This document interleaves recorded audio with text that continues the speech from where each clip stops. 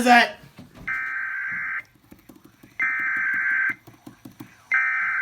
Tonight's the KDK test, so what is this one?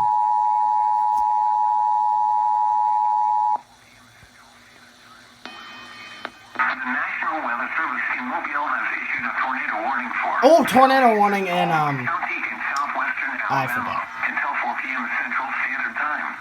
Tornado At warning. 3:24 p.m. Central Standard Time, a severe thunderstorm capable of producing a tornado was located 4 miles east of Bon Secour, or 4 miles northeast of Gulf Shores, moving northeast at 35 miles per hour. Hazard, tornado. Source, radar indicated rotation.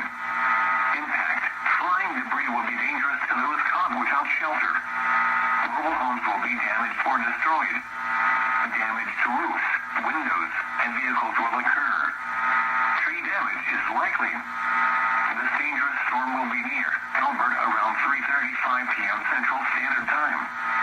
Lillian around 3:50 p.m. Central Standard Time.